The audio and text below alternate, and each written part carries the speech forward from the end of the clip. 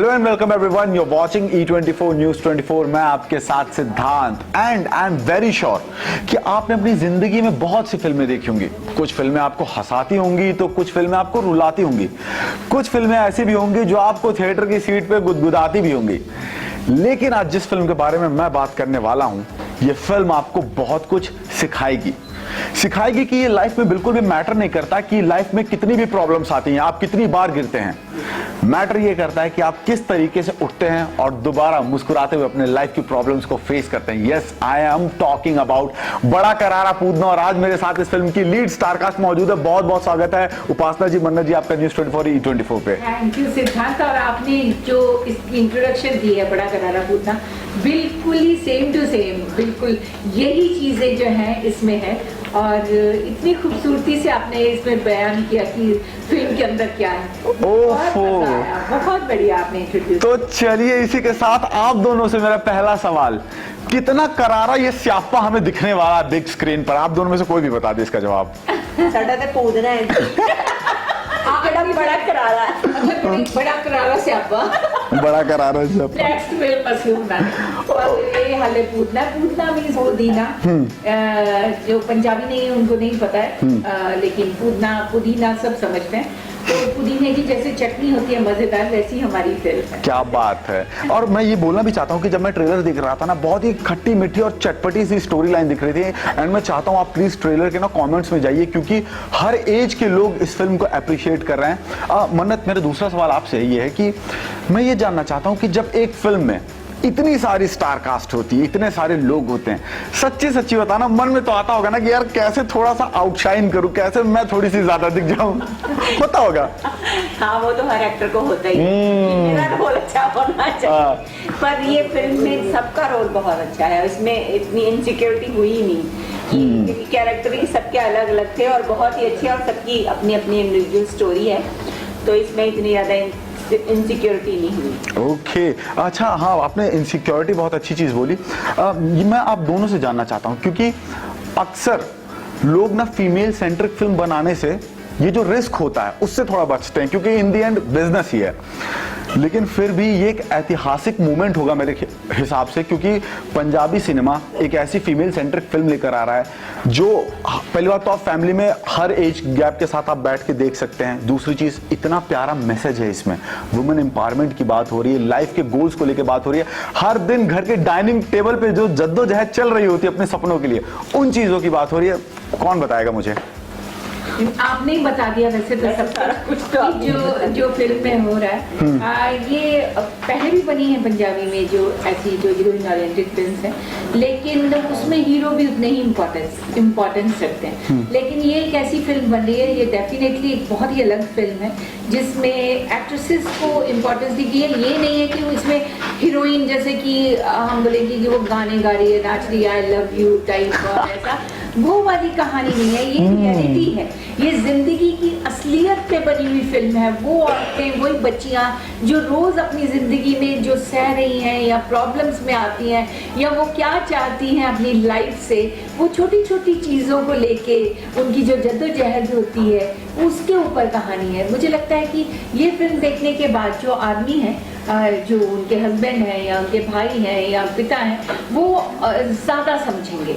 ऐसा नहीं मैं कहती कि आदमी औरत को नहीं समझता, अगर ऐसा तो है ही नहीं, लेकिन कई बार हम छोटी छोटी चीज़ों को मायने नहीं देते हैं। हमें लगता है इसकी क्या ज़रूरत है, आई लव यू बोलने की क्या ज़रूरत है, ये कहने की क्या ज़रूरत है कि मैं तुम्हारी वेट कर रहा था, ये कहने की क्या ज़रूरत है कि तुम आज अच्छी लग रही हो। बहुत छोटी बातें हैं लेकिन बहुत मायने रखती हैं। सो मुझे लगता है कि वो जो बारीकियाँ हैं वो बड़ा करारा पूतना दिखाएगा। क्या बात है। और शायद ये वजह है कि इस फिल्म के ट्रेलर से पता चल रहा है कि ये फिल्म कितनी ज़्यादा खास होने वाली है। उपासना जी, आपसे ही मैं पूछना चाहता हूँ, आपके फिल्म में आपको थोड़ा सा पीछे लेके चलता हूँ। आपका एक बहुत आइकॉनिक डायलॉग है, अब्बा डब्बा जब्बा।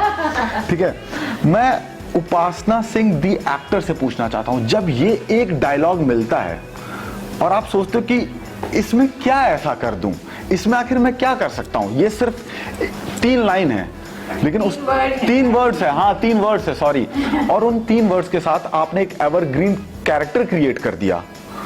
मैं उस एक्टर से पूछना चाहता हूँ कि वो कितनी डिटेलिंग्स में जाता जब इस तरह के चैलेंजेस सामने आते हैं। तो देखिए, सबसे पहली बात तो ये किस्मत की बात है। मैं ये नहीं कहती कि मैं कोई बहुत कमाल एक्ट्रेस हूँ कि मेरे जैसा कोई काम नहीं करता, ऐसा नहीं। मेरे से बहुत ज़्यादा अच्छे एक्टर हैं जिनके पास काम नहीं है, उनकी तकदीर में वो शायद लिखा नहीं है, लेकिन ये भगवान की बहुत दया है कि वो मुझे रोल मिला। और मैं थिएटर से बिलोंग करती हूँ, मैंने MA थिएटर में की है और मैंने काफ़ी थिएटर किया। तो मुझे लगता है कि जो भी चीज़ आपको मिले, जो भी आप परफॉर्म कर रहे हो, जो भी रोल कर रहे हैं, आप अपनी तरफ से उसमें जितना आपको आता है उसमें 100% देने की कोशिश कीजिए। तो मुझे जब ये दिया भी गया था रोल, मैं जबकि इससे इत्तेफाक नहीं रखती थी कि गुंगा ऐसा नहीं बोलता, लेकिन जब मैंने ये एक्सेप्ट कर लिया तो मुझे लगा कि मुझे इसको पूरा जस्टिफाई करना है कि मैं हर बार जब अप्पा डब्बा जब्बा बोलूँ तो वो अलग तरह से बोलूँ, हर बार बोलूँ तो मेरी सिर्फ बोलने से लोग समझ जाएं कि मेरे 3 वर्ड्स जो हैं वो 10 लाइनें जितने हों कि मैं क्या कहना चाहती हूँ। मैं आपसे अगर कुछ भी कहना चाहती हूँ तो अगर मैं अप्पा डब्बा जब्बा से आपको समझा दूँ कि मैं ये आपको कहना चाहती हूँ तो वो बड़ी बात होगी। तो मैंने अपनी तरफ से अपना पूरा कोशिश की, पर मुझे ये पता नहीं था कि ये 3 वर्ड्स मेरी लाइफ में इतना बड़ा चेंज ला देंगे। और मेरे को इतने शोज की ऑफर और इतना पसंद किया गया लोगों की आम भाषा में, आज भी, बिल्कुल आज भी, साल बाद भी लोग अब्बा डब्बा जब्बा की मीम्स बिल्कुल बात करते हैं। सो मुझे ये नहीं पता था। सो ये मैं ब्लेसिंग ही कहूँगी कि मेरी मदर की ब्लेसिंग है, मेरे भगवान ने मुझे इतना अच्छा दिया है, तो परमात्मा का आशीर्वाद है कि मुझे ये रोल मिला। मैंने कई इंटरव्यूज में देखा, आप हमेशा कहते हो, आप तो आप भगवान को आप थैंक यू कहते हो। है कुछ लाइफ में जो नहीं मिला हो जिसका रिग्रेट आज भी होता हो आपको? देखिए, मुझे जिंदगी में सिर्फ एक ही चीज का अफसोस है और वो है कि मेरी मदर बहुत कम एज में चली गई। तो इसके अलावा मुझे जिंदगी से कोई शिकवा नहीं, बल्कि मैं तो रोज थैंक यू बोलती हूँ भगवान को कि परमात्मा आपने मुझे ऐसी जिंदगी दी, शायद मैं उस काबिल भी नहीं जितना मुझे एप्रिसिएशन मिला, जितने मुझे रोल्स मिले, जैसे मैंने पूरी दुनिया देखी, हर तरह का काम किया, मेरा हॉबी मेरा प्रोफेशन बना। तो इतनी अच्छी मेरी फैमिली, मेरी सिस्टर मुझे इतना प्यार करने वाली, मेरे बच्चे, मेरे हस्बैंड और मेरे जानवर जिनको मैं बहुत प्यार करती हूँ स्पेस को, तो वो मेरे को एक ऐसी खूबसूरत लाइफ दी है भगवान ने। तो मैं उसके लिए बहुत ही थैंकफुल हूँ, रोज धन्यवाद करती हूँ परमात्मा का। और मैं मांगती नहीं हूँ आप कुछ और, क्योंकि मुझे लगता है कि मैंने जिंदगी में मैं जिस काबिल नहीं थी उससे ज्यादा मुझे परमात्मा ने दिया है। बस एक ही रिग्रेट है कि मम्मी होते और वो ये सारी चीजें देखते, वो कपिल शर्मा शो देखते, वो देखते कि मैंने क्या क्या काम किया, बड़ा करारा कूदना देखते। तो मेरी मदर जो है वो यही थी। मेरी मदर जो बहुत मतलब मम्मी जब पैदा हुए थे तो उनकी मदर की डेथ हो गई थी। तो मेरी मदर ने बहुत स्ट्रगल की है अपनी ज़िंदगी में। वो टॉपर थी, वो पढ़ती थी, उस टाइम की BA थी जब लड़कियां नहीं पढ़ती थी। उन्होंने हम 2 बहनों को, मम्मी को मैंने जब बोला मुझे एक्ट्रेस बनना, उन्होंने बोला पहले स्टडी बहुत इम्पोर्टेंट है, तुम बनो जो तुम चाहती हो वही बनोगी। लेकिन उन्होंने जब मुझे बॉम्बे जाना था उन्होंने अपनी सारी चीज़ें बेच दी।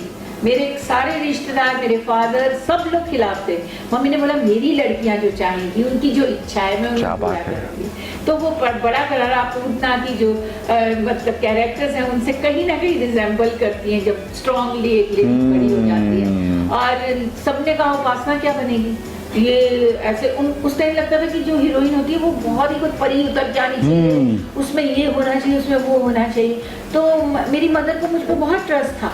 उन्होंने बोला अगर तूने सोच लिया है और दिल से सोच लिया और तू लगातार यही सोचती रहे कि तू बन जाएगी तो तू बनेगी। और आज मैं जो भी हूँ अपनी मदर और अपनी सिस्टर की वजह से। आप जब जवाब दे रहे थे ना, मैं आपकी आंखों में देख रहा था, I can feel that intensity. और उसी इंटेंसिटी से मैं ये पूछना चाहता हूँ कि आपने अपने फेवरेट श्रीदेवी के साथ काम किया, आपने मेरे फेवरेट शाहरुख के साथ काम किया, आपने हम सब में से सबके फेवरेट ऑलमोस्ट स्टार्स के साथ आपने काम किया है। एक ऐसी इंडस्ट्री जहां जिसको हम शोबिज बोलते हैं, और इस शोबिज इंडस्ट्री में आज भी उपासना सिंह अगर इतनी हम्बल और ग्राउंडेड बनी हुई हैं, जमीन से जुड़ी हुई हैं, कैसे, हाउ? क्योंकि नहीं कर पाते हैं लोग। नहीं, जब आपने बहुत हर चीज देखी हो ना, मतलब मैंने जैसे आपको बताया कि हम मतलब मेरी मदर जॉब करती थी, उनके जो पैसे आते थे उससे हम पढ़ाई करते थे।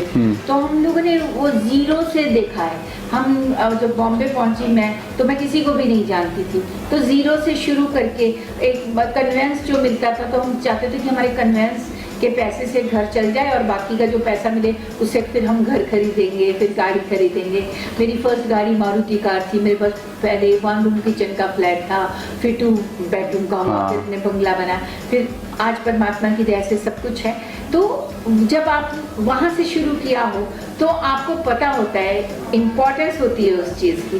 आप हर जर्नी आपने देखा है कि आप आज मैं किसी स्ट्रगलर को देखती हूँ या अच्छे एक्टर को देखती हूँ जो स्ट्रगल कर रहे हैं, तो मुझे अपनी चीज़ें याद आती हैं।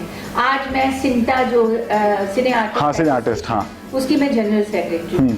तो मैं बहुत कोशिश करती हूँ कि जो नए एक्टर्स आए या हमारे एक्टर जिनके पास काम नहीं है उनको हम प्लेटफॉर्म दें। हाँ। पहले 50,000 था मेडिकल हम देते थे, जो हमारी पिछली जी। अब जब से हम लोग आए हमने ₹1,00,000 कर दिया, हमने पॉस्टमस 2 लाख कर दिया। अब बहुत सारे एक्टर्स ऐसे जिनके पास काम नहीं, जो 65-70 के, हाँ। तो हम उनको 5,000 था तो 10,000 मंथली दे रहे हैं। तो मतलब जब भी कोई आता है मेरे पास, और जब क्योंकि मैं वहाँ पे एक पोस्ट पे हूँ, तो मेरा को इमीडिएटली ऐसा लगता है कि मैं क्या कर दूँ इसके लिए। तो इसलिए मैंने सब कुछ देखा है, मैंने तकलीफ भी देखी है। आपको एक बात बताती हूँ कि मेरे पास गाड़ी थी मारुति जी 800, हाँ, पहली गाड़ी मेरी लाल गाड़ी, एवरग्रीन कार है वो भी। तो मैंने ना उसमें फैन लगाया, हाँ, आगे वो गर्मी, एसी का तो अफोर्ड नहीं कर सकते थे एसी गाड़ी। हाँ। तो मेरे को सबने कहा उपासना तुम फैन निकाल दो, लोगों को पता नहीं चलेगा इसमें एसी है कि नहीं। मैंने बोला मैं अपनी तकलीफ देखूं या मैं लोगों का ये देखूं कि लोगों को ना पता चले कि एसी गाड़ी उपासना के पास नहीं है। सो मैंने हमेशा वही किया जो मुझे लगा कि इससे कोई मायने नहीं है, कि मैं लोगों को शो ऑफ नहीं करना चाहती। अगर मेरे पास काम है तो लोगों को पता चलेगा, अगर काम नहीं है तो पता चलेगा। मैं बोलूँ अरे मैं बहुत बिजी हूँ, मेरे पास 10 फिल्म है, मेरे पास प्लान है, अगर मैंने काम किया है तो लोगों के सामने आएगा।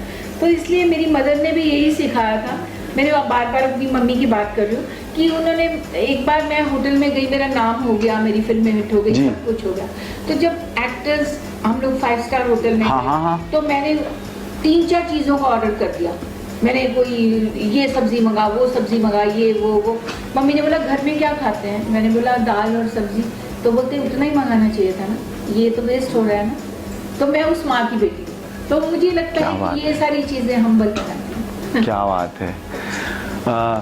मन्नत, मेरा अगला सवाल आपसे है। मैं ये जानना चाहता हूँ, क्योंकि आप पंजाबी इंडस्ट्री से इतने टाइम से आप जुड़े हुए हो, आज जब हम पंजाबी इंडस्ट्री की बात करते हैं, पंजाबीज ग्लोबल जा चुके हैं। ना सिर्फ उनका म्यूजिक बल्कि उनका सिनेमा भी ग्लोबल जा चुका है। 100 करोड़ की फिल्म आ रही है, इंटरनेशनल लोकेशन पे शूटिंग हो रही है और पूरे स्वैग के साथ हो रही है।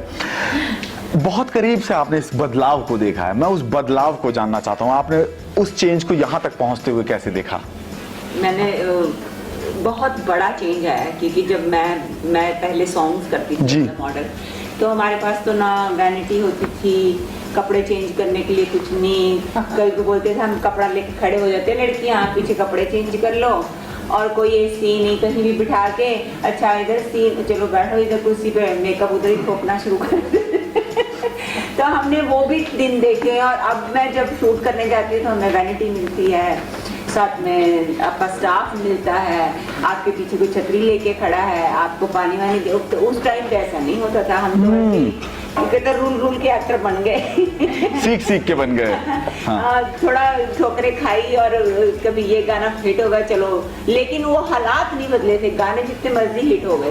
लेकिन अब इस टाइम पे इंडस्ट्री इतनी राइज कर गई है कि जैसे अब तो ऐसा है कि जो हीरोइन है वो बड़ी बड़ी, उनकी एक ही वैनिटी होती है। हम कई बार ऐसा होता है, कई लोगों को एक वैनिटी के 3 हिस्से, ये छोटा हिस्सा तुम्हारा, ये कैसे, ये हाँ। और बहुत बड़ा चेंज आया है, और पेमेंट वाइज भी बहुत बड़ा चेंज आया है। पहले गाँव में शूटिंग होती थी, अब बिल्कुल बाहर शूटिंग होने लगी है। और बिल्कुल, और लड़कियों और स्पेशली वुमन के लिए भी बहुत अच्छा हुआ है। पहले वैसी स्क्रिप्ट्स बहुत बनती थी, लेकिन बहुत कम बनती थी, बिल्कुल मेल ओरिएंटेड होती थी। लेकिन अभी तो पंजाबी में भी अच्छा काम हो रहा है। पूरा फुल इंटरनेशनल फील है। बिल्कुल टेक्निकली बहुत स्ट्रांग हो गई है। बिल्कुल बिल्कुल एग्जैक्टली। पहले और अभी आप किसी भी बड़ी फिल्म का कंपैरिजन हम पंजाबी फिल्मों से कर सकते हैं। ऑफ कोर्स कर सकते हैं। इतनी अच्छी फिल्में बनी हैं और पंजाबी गाने आप देख लीजिए, हर हिंदी फिल्म में पंजाबी गाने और पंजाबी बिल्कुल वर्ड्स के साथ होते हैं, ऐसे नहीं कि सिर्फ म्यूजिक, हाँ, वो बिल्कुल। हिंदी में नहीं गा रहे होते हैं,